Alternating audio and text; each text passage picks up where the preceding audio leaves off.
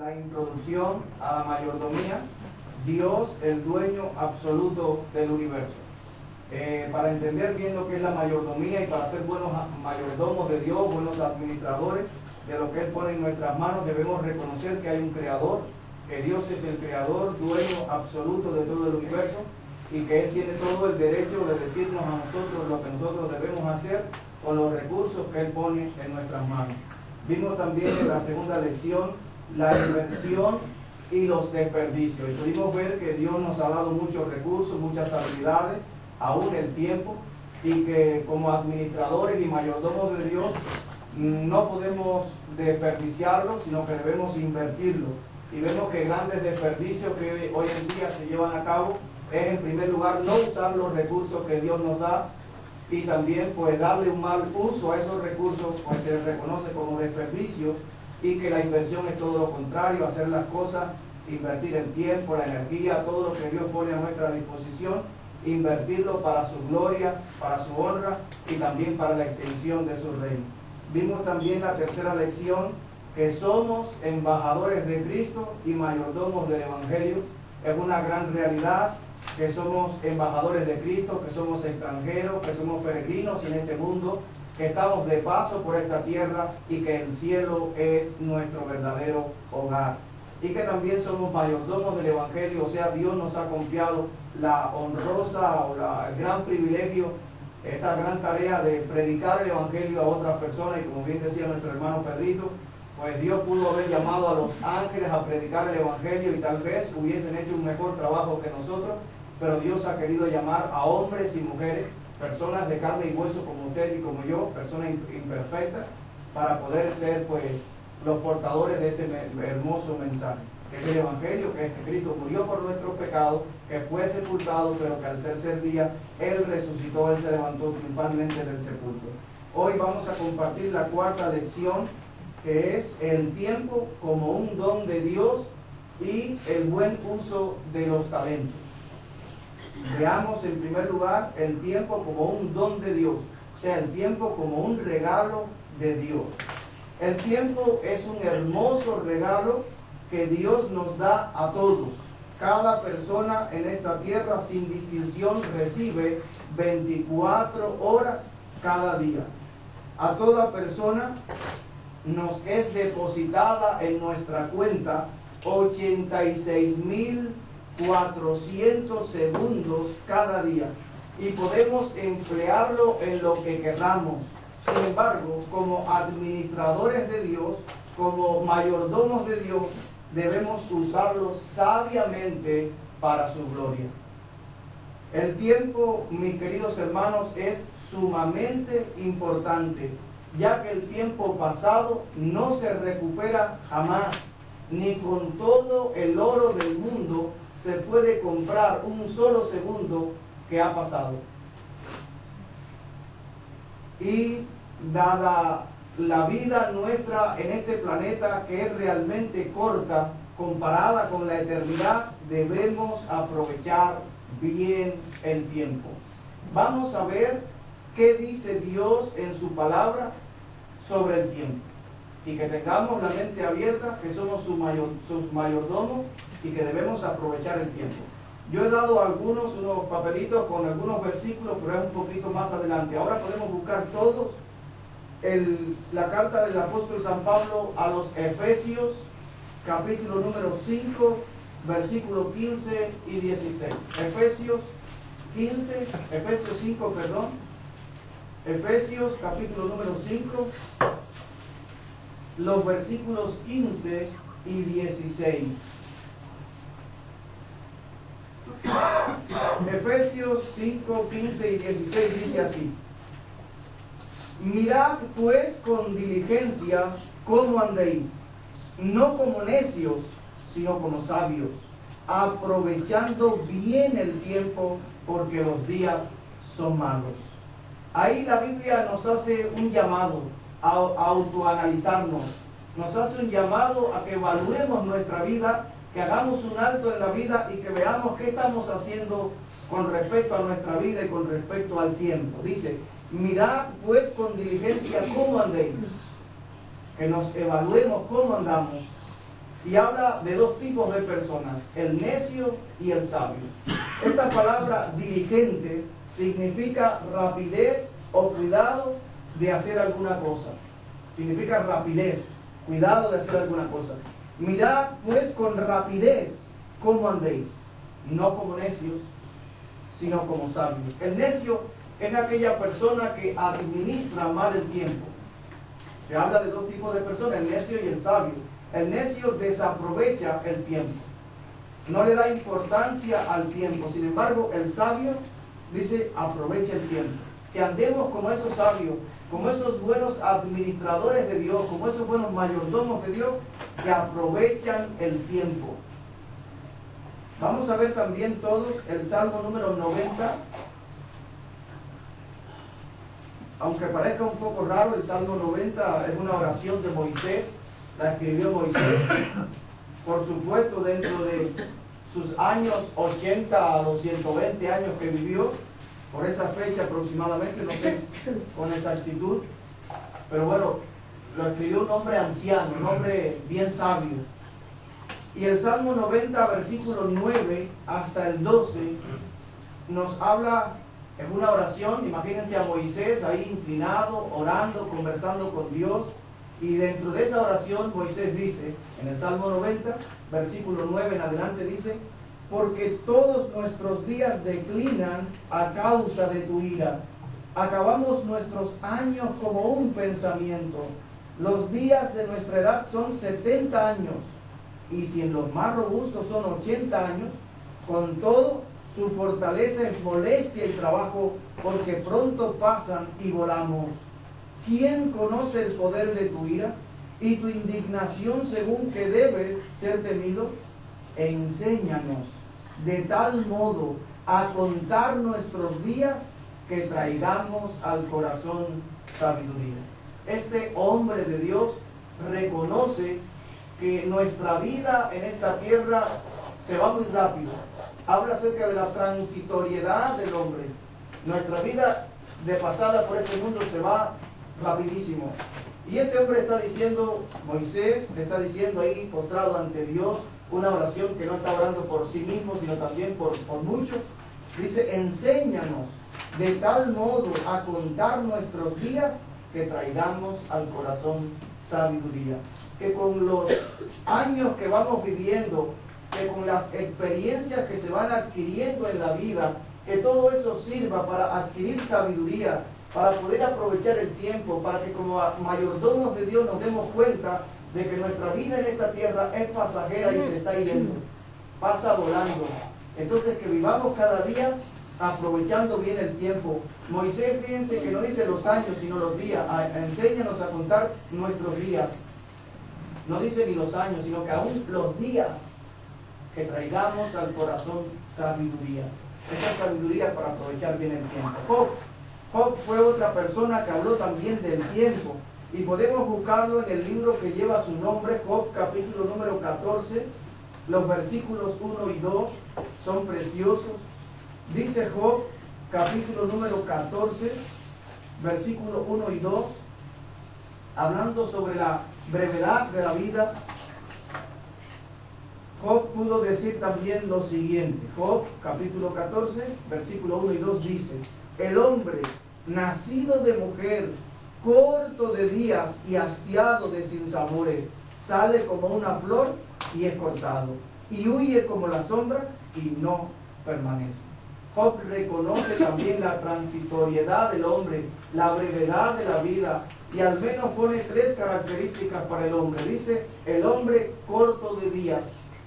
Comparado con la eternidad, la vida nuestra en esta tierra, ya sea que vivamos 80, 100, 120 años, ojalá y sea así, pero es nada comparado con toda la eternidad que nos espera más allá de la muerte.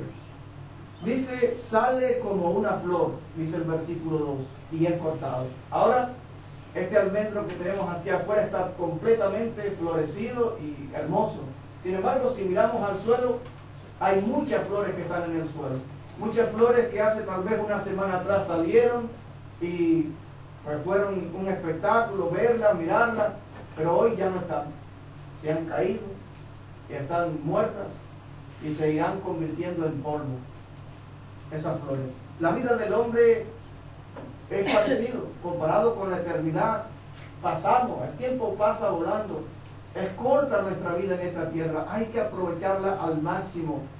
Dice, y huye como la sombra, dice el versículo 2, y huye como la sombra y no permanece. Muchas veces en la mañana, cuando estamos por allí, vemos que el sol nos molesta porque ahí el sol nos está dando. Pero sin embargo, pasan unas horitas y el sol ya va subiendo y ya por este lugar, por este lado de la casa no nos molesta el sol. El sol va pasando en unas 12 horas, se oculta nuevamente. Y así es la vida del hombre comparado con la eternidad. Creo que Dios nos está haciendo un llamado, Dios está queriendo despertar nuestra mente, despertar y llamar nuestra atención para que podamos atesorar en nuestro corazón la realidad de que nuestra vida en esta tierra es sumamente corta y debemos aprovechar el tiempo. Debemos ser como los sabios que aprovechan el tiempo. En una ocasión hubo un príncipe que se le acercó a su maestro y le dijo: quiero que me prepares, un joven príncipe, quiero que me prepares para el más allá. Hablando acerca de la muerte, de ese día que uno debe encontrarse con la muerte. Y dice que el maestro le dijo: hijo, eres demasiado joven para eso, ya tendrás tiempo. Y el joven le dijo: no, porque he ido a los cementerios y he podido leer que los hay allí mucho más pequeños que yo. La respuesta del príncipe fue sabia, porque no sabemos el día en el cual dejaremos de caminar por este mundo. No lo sabemos. Y si vamos a los cementerios, a los sepulcros, podemos ver y leer las lápidas que hay ahí, personas que han fallecido mucho más jóvenes que nosotros. Entonces, la vida del hombre es corta en esta tierra. El tiempo es tan importante que el ser humano, la sabiduría popular, lo ha resumido todo en un sabio y viejo proverbio que dice: el tiempo es oro. El tiempo es oro. El mundo que no conoce a Dios está reconociendo que el tiempo es de un gran valor. Tiene un gran valor. El tiempo es oro comparado con el metal más precioso que existe sobre la faz de la tierra. Hermanos, el tiempo es importante. Meditemos en la importancia del tiempo. Muchas veces nosotros hacemos algo durante algún tiempo y pasado ese tiempo nos damos cuenta que lo que hacíamos no era realmente importante. Entonces nos invade una gran tristeza en nuestro corazón porque hemos perdido el tiempo y el tiempo pasado no se puede recuperar. Por ejemplo, si le preguntáramos a un estudiante que ha estado estudiando durante aproximadamente 10 meses, está pasando un curso escolar durante aproximadamente 10 meses y pasado este tiempo desaprueba, suspende, tiene que repetir nuevamente el curso y le preguntamos: ¿te duele haber perdido el tiempo? Respondería que sí. Si le preguntamos a un viajero que había de abordar un avión a una hora determinada y este viajero llegara una hora después y le preguntamos: ¿te duele haber perdido el tiempo? Respondería sí. Si le preguntamos a una mujer que ha tenido en su vientre un bebé por aproximadamente 9 meses y pasado este tiempo pierde su criatura y le preguntamos: ¿te duele haber perdido el tiempo? Respondería sí. Como también si le preguntamos a una persona que ha salvado su vida en un accidente automovilístico en un segundo y le preguntamos: ¿es importante para usted este segundo? Respondería claramente que sí. Entonces podemos resumir que el tiempo es muy importante, ya que el tiempo pasado no se puede recuperar. Ya que Dios es quien nos da el tiempo, Él es el más indicado para decirnos cómo debemos utilizarlo. Que tengamos presente, mis hermanos queridos, que un día Dios nos va a pedir cuenta por el uso que hemos hecho de nuestro tiempo. Un día tendremos que darle cuenta a Dios. Ahora, preguntémonos: ¿cómo ser un buen mayordomo del tiempo que Dios nos da? cómo podemos aprovechar, cómo podemos mejor administrar ese tiempo que Dios nos da. Bueno, aquí traigo al menos 3 razones. En primer lugar, tenga prioridades correctas. Tener prioridades correctas. Todos sabemos que muchas veces el tiempo no alcanza y la buena mayordomía del tiempo consiste en priorizar las actividades de la vida que nos son más importantes.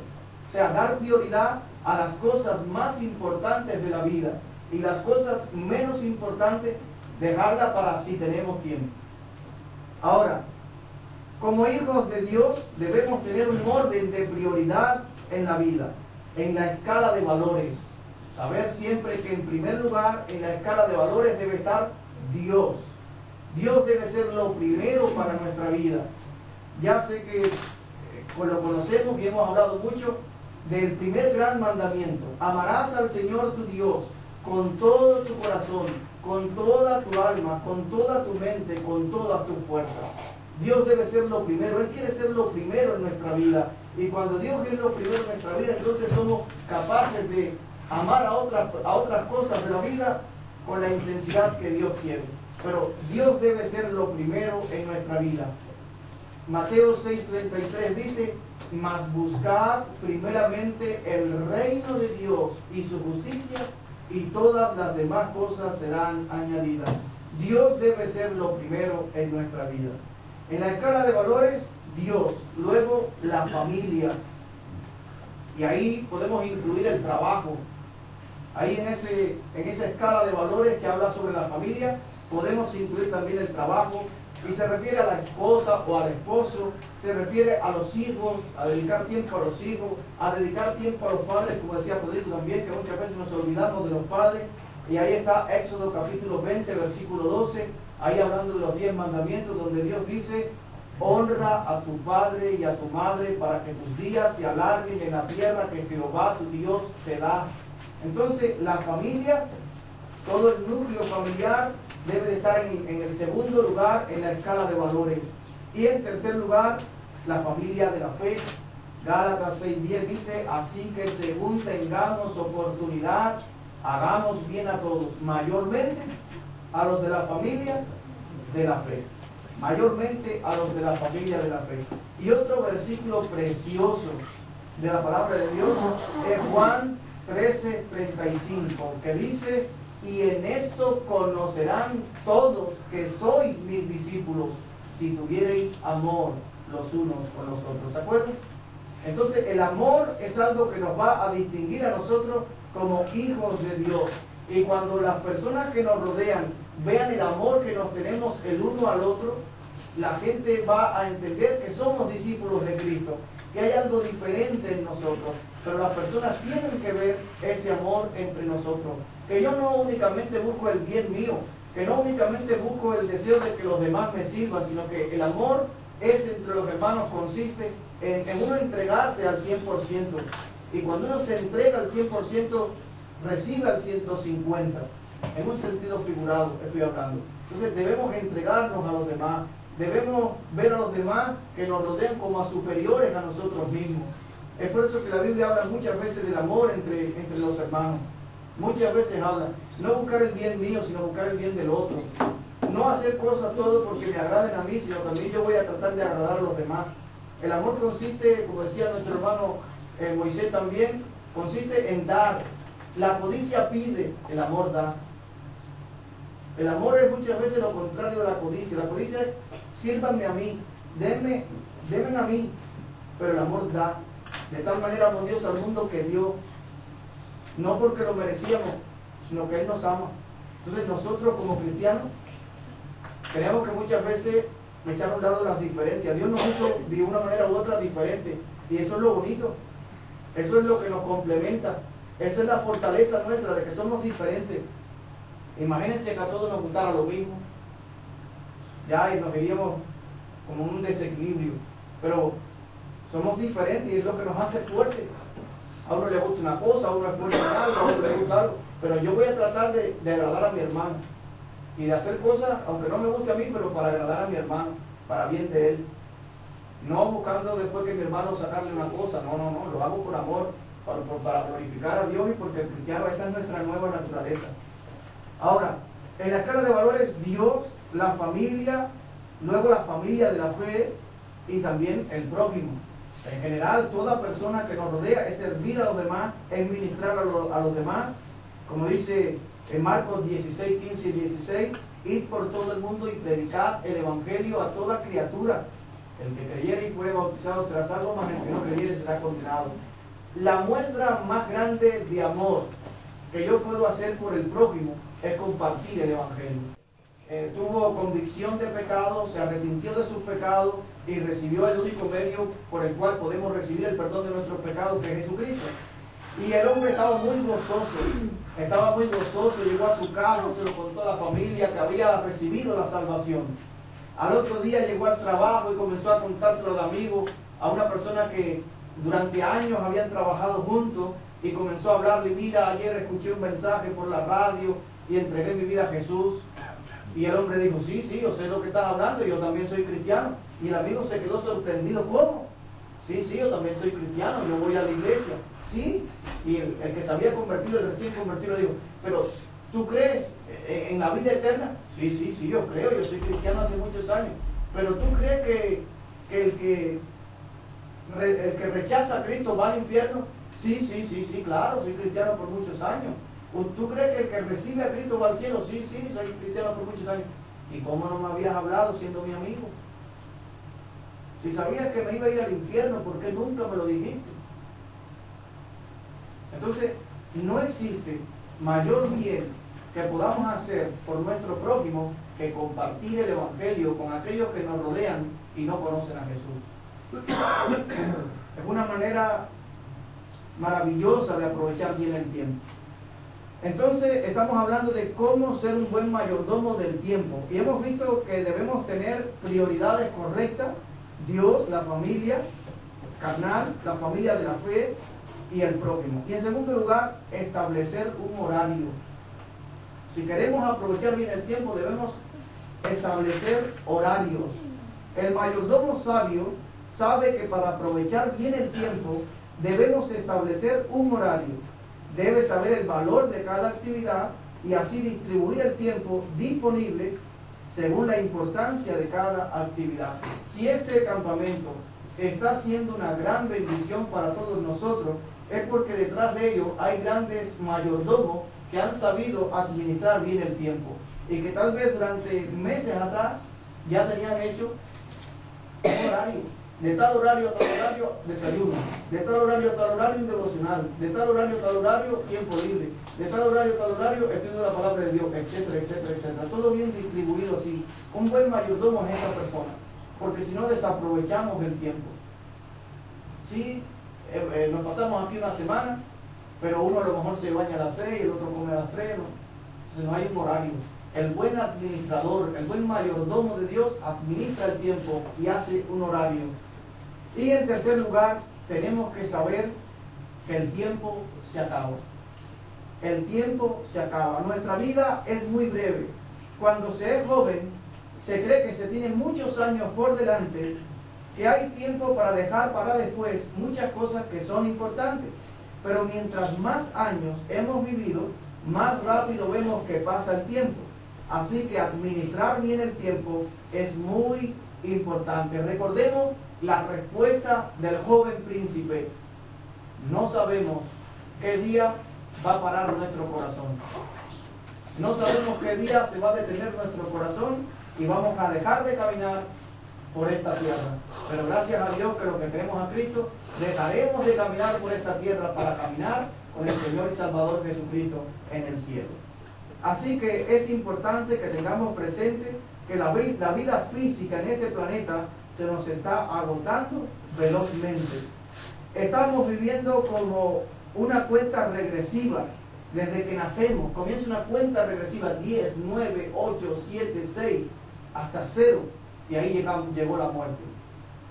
La exhortación es a que todos aprovechemos bien el tiempo. Un día, hermanos, Dios nos pedirá cuenta de cómo hemos administrado el tiempo. Vamos también a pasar al buen uso de nuestros talentos. Toda persona sobre la faz de la tierra puede gozar de talentos. Claro, los dones únicamente el Hijo de Dios.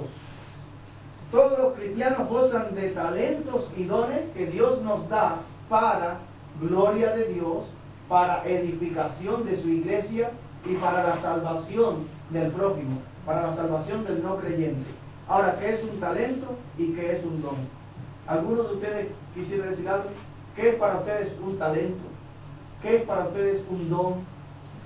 No sé si usan a lo mejor palabras sinónimos para una cualidad, capacidad. una cualidad o capacidad buena, sí, algo que se te da bien. sí, perfecto.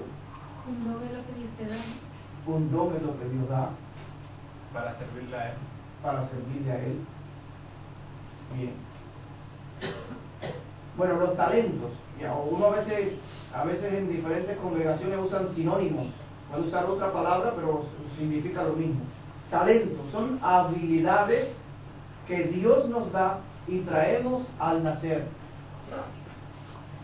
Son habilidades que Dios nos da y traemos al nacer. O sea, los talentos lo puede tener o lo tenemos tanto los cristianos como los que no son cristianos. Y hoy en día hay muchas personas del mundo que se destacan por encima de los otros mortales, de los otros seres humanos, por sus talentos. Personas que se destacan ya sea en el arte, en la música, personas que tienen una voz maravillosa y no son cristianos. Es algo que Dios le ha dado, pero que lo traen al nacer.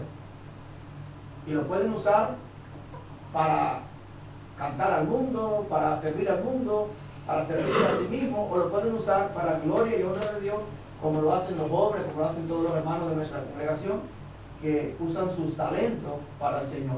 Pero los dones son regalos sobrenaturales dados por Dios únicamente a los cristianos. Esos son los dones. La palabra dones son regalos. Son regalos sobrenaturales dados por Dios únicamente para los hijos de Dios. Y vamos a ver al menos dos pasajes que nos hablan de ellos, aunque tengamos en mente, tengamos en cuenta que muchos de estos dones ya han cesado. Fueron usados por Dios para la extensión de su reino, para su gloria, pero que algunos de ellos ya han cesado. ¿Sí? Entonces, el hermano que nos tenga primera a los Corintios, capítulo número 12, versículo del 1 al 11.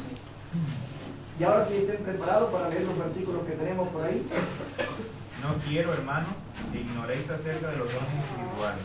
Sabéis que cuando erais gentiles, se os extraviaba llevándoos, como se os llevaba a los ídolos mudos. Por tanto, os hago saber que nadie que hable por el Espíritu de Dios llama anatema a Jesús, y nadie puede llamar a Jesús Señor, sino por el Espíritu Santo. Ahora bien, hay diversidad de dones, pero el Espíritu es el mismo. Y hay diversidad de ministerios, pero el Señor es el mismo. Y hay diversidad de operaciones, pero Dios, que hace todas las cosas en todo, es el mismo. Pero cada uno le es dado la manifestación del Espíritu para provecho.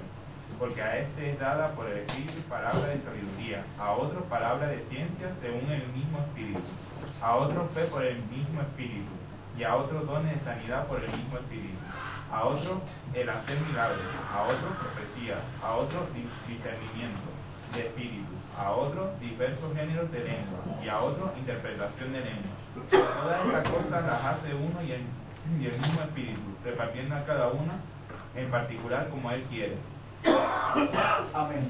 Y el hermano que tenga Romanos 12, versículo del 4 al 11, Romanos, capítulo número 12, los versículos del 4 al 11.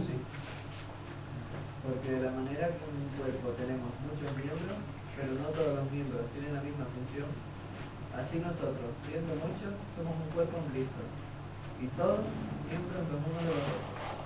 De manera que, teniendo diferentes dones, según la gracia que nos es dada, si es de profecía, úsese conforme a la medida de la fe. O si de servicio, en servir, o el que enseña, en la enseñanza, el que exhorta, en la exhortación, el que reparte, con liberalidad, el que preside con solicitud, el que hace misericordia con alegría. El amor sea sin fingimiento. Aborrecer lo malo, seguir lo bueno. Amaos los unos a los otros con amor fraternal. En cuanto a honra, prefiriéndoos los unos a los otros. En lo que requiere diligencia, no perezosos, fervientes en espíritu, sirviendo al Señor, gozosos en la esperanza, sufridos en la tribulación, constantes en la oración, compartiendo para las necesidades de los santos, practicando la hospitalidad. Es decir, a los que persiguen. Ya. Pero recordemos siempre que algunos de ellos han cesado, como dice 1 Corintios 13. Ahora debemos aprovechar las oportunidades que Dios nos da para servir con nuestros dones, con nuestros talentos, con esas habilidades, capacidades que Dios nos ha dado para glorificar así a nuestro Dios, que Dios un día nos va a pedir cuenta por el uso que hemos hecho de nuestros dones y talentos. Él nos va a pedir cuenta y que todos tendremos un día que comparecer ante Dios. Hay una preciosa parábola que Jesús narra para enseñar esta gran verdad, y esta parábola se encuentra en el Evangelio según San Mateo, capítulo número 25, los versículos del 14 al 30, que ya hay dos hermanas que nos van a leer. Mateo, capítulo 25, los versículos del 14 al 30. Sí.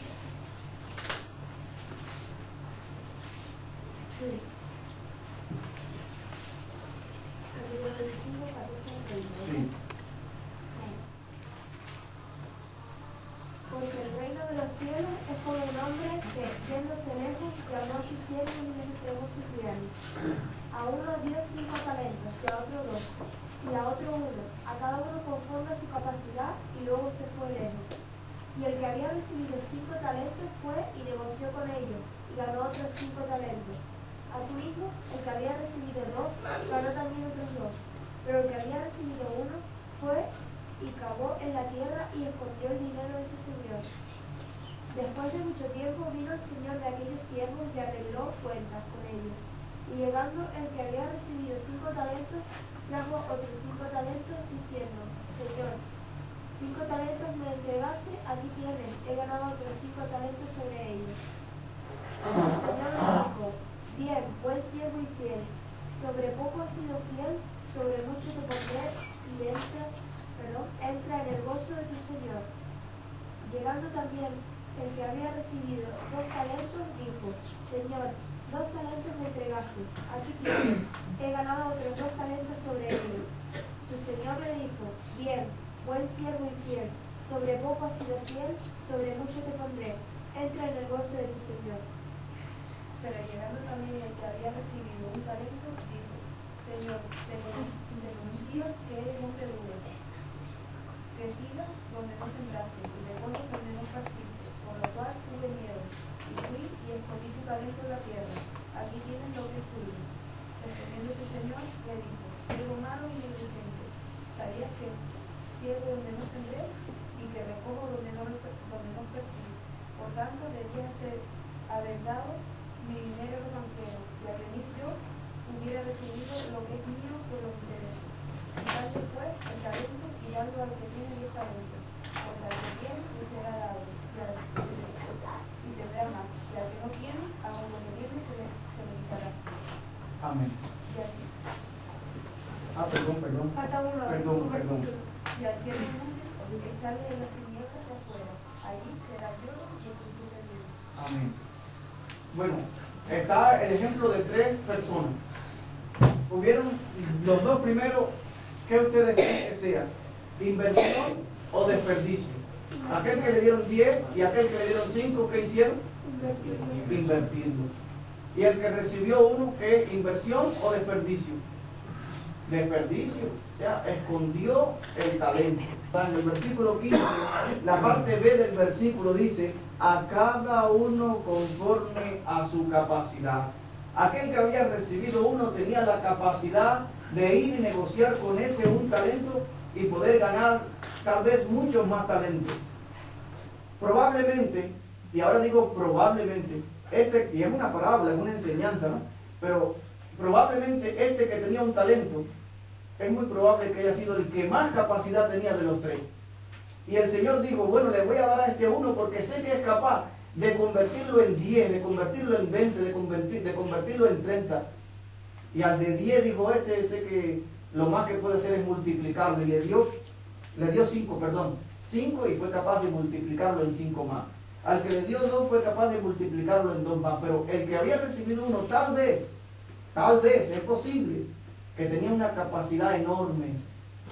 Y con aquel talento solo, podía haber negociado muchos talentos más. Aparentemente se nos presenta a Dios en esta parábola como un Dios exigente, como un patrón injusto que se aprovecha de sus obreros.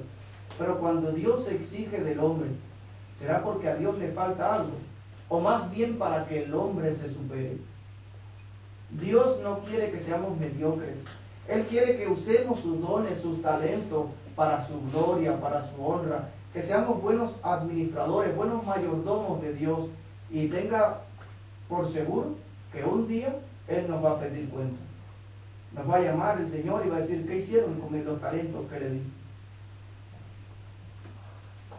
El versículo clave de esta parte de los dones se encuentra en 1 de Pedro, capítulo 4, versículo 10. Para el hermano que lo tenga, cuando todos los hermanos lo encuentren, lo lean.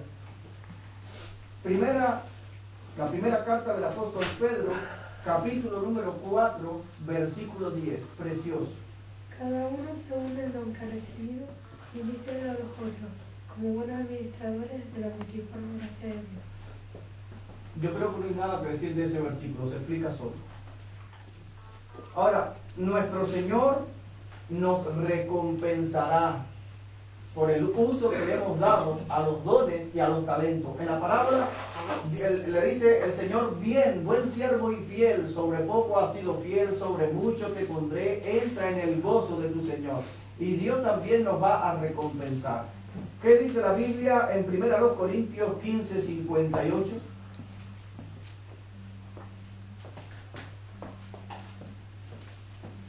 Así que, hermanos míos amados, estad firmes y constantes, creciendo en la obra del Señor siempre, sabiendo que vuestro trabajo en el Señor no es en vano. Amén. Tiene su recompensa, no es en vano, tiene su recompensa. Ahorita alguien preguntaba, ¿qué significa la palabra vano, no? ¿No fuiste tú? Y algo sin valor, que no vale nada. Entonces nuestro trabajo en el Señor tiene valor, es importante, tiene su recompensa. El hermano que tenga 2 Corintios 5:10. Porque es necesario que todos nosotros compadezcamos ante el tribunal de Cristo, para que cada uno reciba según lo que haya hecho mientras estaba en el cuerpo, sea bueno o sea malo. O sea que todos nosotros un día, está hablando para los cristianos, nosotros, los cristianos, los hijos de Dios, un día tendremos que comparecer ante el tribunal de Cristo. Y Cristo, Dios nos va a pedir cuenta por el uso, por la mayordomía que hemos hecho de nuestros dones, de nuestro talento, de las habilidades, las capacidades que Dios ha puesto en nuestras manos. Él nos va a pedir cuenta y recibiremos recompensa o pérdida de las mismas. Son coronas que Dios nos dará por el trabajo que hemos hecho en esta tierra para honrarle y glorificarle a Él, por todas las obras que hicimos mientras estábamos en este cuerpo. Ahora, el cristiano no es salvo por obras, es salvo para obrar. La fe sola salva, pero la fe que salva nunca anda sola. La fe sola salva, pero la fe que salva nunca anda sola. Es nuestra nueva naturaleza la que hace salir esas buenas obras. Somos salvos únicamente por fe, no por obra. Pero después que una persona es salva, esa persona produce fruto, hace obras. Es el fruto del Espíritu Santo que está en nosotros: amor, gozo, paz, paciencia, benignidad, bondad, fe, mansedumbre, templanza. Contra tales cosas no hay ley, como dice la Biblia. El perro es perro, y ayer vimos a todos los animales allí en el parque. Cada animal tiene su naturaleza, tiene su comida, tiene su especie, tiene su hábitat.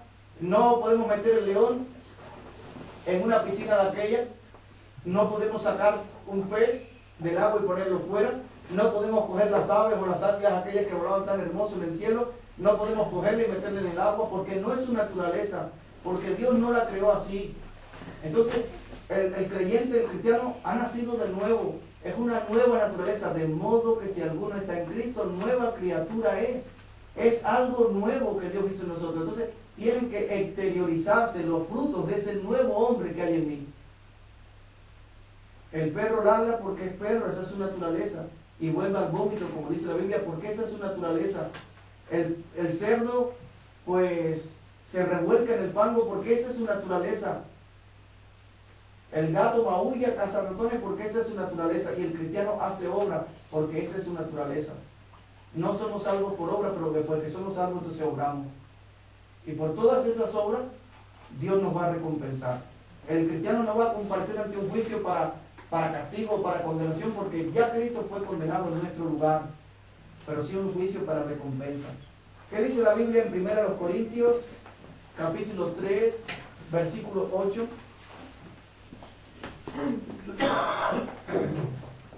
Y el que planta y el que riega son una misma cosa, aunque cada uno recibirá su recompensa conforme a su labor.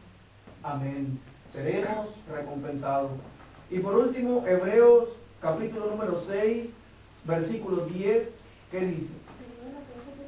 Sí, Hebreos, capítulo número 6, versículo 10.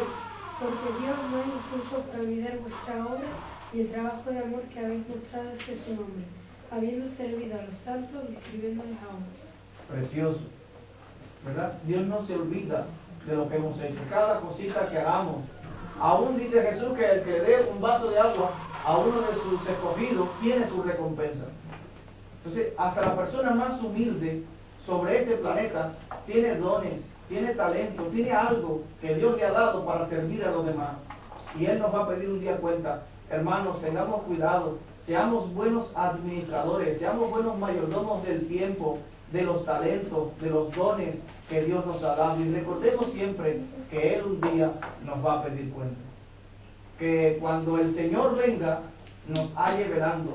Que cuando el Señor venga, nos halle no de brazos cruzados, sino con nuestras manos puestas en la obra más preciosa que está llevando a cabo el hombre sobre la faz de la tierra, que es el reino de Dios. ¿Por qué nosotros estar de brazos cruzados cuando el hombre más grande de todos los tiempos murió con los brazos extendidos? Entonces, reflexionemos y aprovechemos el tiempo. Jóvenes, ustedes tienen un mundo por delante, en el buen sentido de la palabra, tienen fortaleza, tienen sabiduría, tienen muchos recursos para servir y honrar a Dios. Marquen la diferencia. Yo en lo personal le doy gracias a Dios por ustedes, porque sé que son jóvenes que aman a Dios, sé que son jóvenes que ahora se han apartado de las cosas del mundo, de todas estas fiestas del mundo, para buscar aquí del Señor, para tener comunión unos con otros, para edificarnos mutuamente, para honrar a Dios, y eso es bonito. Son exhortaciones para el día de mañana, para que puedan compartirlo con otros jóvenes, pero a la verdad, hablando generalmente, le damos gracias a Dios por la vida de cada uno de ustedes. Y les exhortamos a que sigan adelante y que todo eso que tienen, pues, que sirvan al Señor. Que Dios les bendiga a todos.